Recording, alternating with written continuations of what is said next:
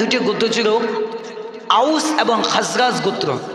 এই দুটো যুদ্ধের তাদের মধ্যে দীর্ঘদিন একটা দ্বন্দ্ব লিপ্ত ছিল।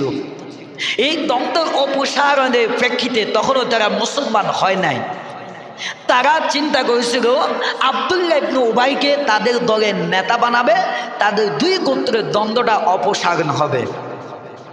এগুলো সিদ্ধান্ত পরিপ্রেক্ষিতে আল্লাহর নবী মুহাম্মদ রাসূলুল্লাহ সাল্লাল্লাহু আলাইহি ওয়াসাল্লাম মক্কা থেকে মদিনায় হিজরত করলেন। হিজরত করার পর ওই মদিনাটা নগর কেন্দ্রিক একটা ইসলামী রাষ্ট্র প্রতিষ্ঠা হয়ে গেলেন। আর ওই ইসলামী রাষ্ট্রের নেতা হলেন কে?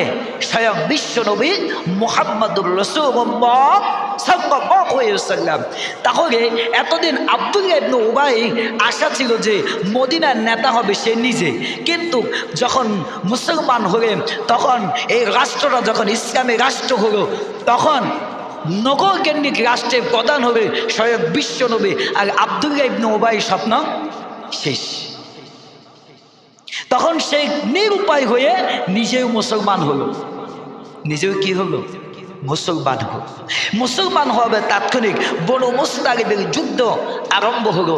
এই বনু মুস্তালিবের যুদ্ধ যখন আরম্ভ হলো তখন সেই চিন্তা করলে এই আরেকটা সুযোগ আসলো, মুস্তালিব যুদ্ধে যদি মুসলমানরা বিজয় লাভ করে গনিমতের মাল আশায় নিয়ে যুদ্ধরব্ধ সম্পদ।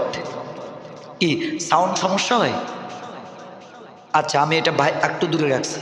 গনিমতের মাল, এখন ঠিক আছে? গনিমতের মাল মানে যুদ্ধরব্ধ যেটা সম্পদ বলে। তো বনু মুস্তালিবের যুদ্ধে তার একটা স্বপ্ন ছিল, বনু মুস্তালিবের যুদ্ধে সম্পদ নেওয়ার আশায় সেও যুদ্ধে অংশগ্রহণ করে।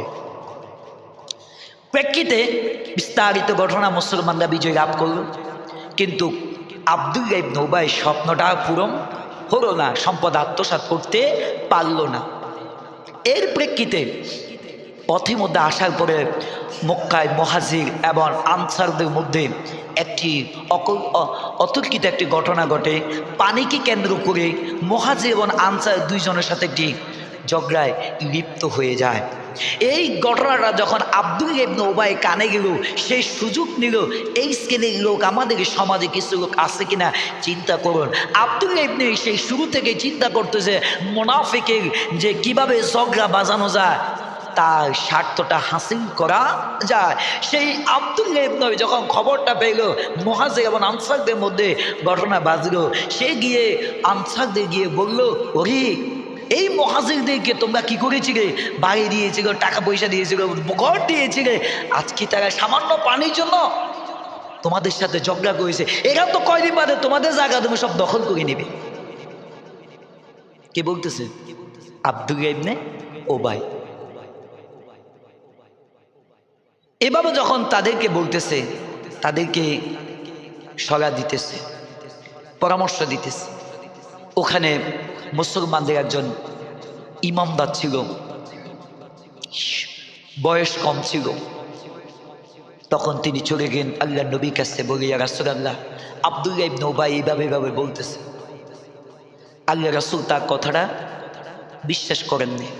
সেই প্রেক্ষিতে আরেকটা বলেছেন যে তোমরা মদিনায় গিয়ে আনসারদেরকে তোমাদের ঘর থেকে বের করে দিবে, তোমরা তোমাদের নিজেদের সম্পদ যেগুলো দিয়েছ তাদেরকে তোমাকে চিনিয়ে নেবে। এই কথা বলার পরে আল্লাহ রাসূলকে যখন বললেন ওই সাহাবী ছোট্ট মাসুম, আল্লাহ রাসূল ছোট্ট মানুষ তো কথাটা বিশ্বাস করতে পারেননি।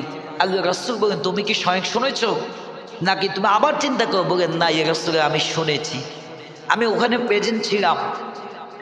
এরপরেও আল্লাহ রাসূল তখন আব্দুল্লাহ ইবনে উবাই একটা সন্তান ছিল, সেও মুসলমান হয়েছে, খুব ইমানদার ছিল।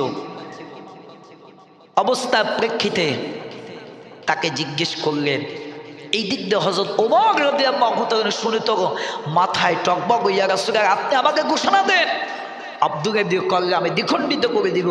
আল্লাহ রাসূল, ওমর, না, আমরা যদি এখন মুসলমানদের রক্ত নিয়ে বলবে, তারা বলবে আমরা মুসলমানদের বিরুদ্ধে লেগে গিয়েছি। পরবর্তীতে আল্লাহ রাসূল যখন ওই শিশুটির কথা বিশ্বাস না করে আব্দুল্লাহ ইবনে উবাইকে জিজ্ঞেস করলেন, সে তা মিথ্যার আশ্রয় নিল। এই দিক দিয়ে আল্লাহ রাসূল বিশ্বাস করতে পারতেছেন না। তখন সাহাবীরা বললেন, ইয়া রাসূলুল্লাহ দেখবেন আল্লাহর পক্ষ থেকে একটা নির্দেশ চলে আসবে, তাৎক্ষণিক চলে এসেছে। এই সূরা মুনাফিকুন আয়াত নাযিল হয়ে গেল।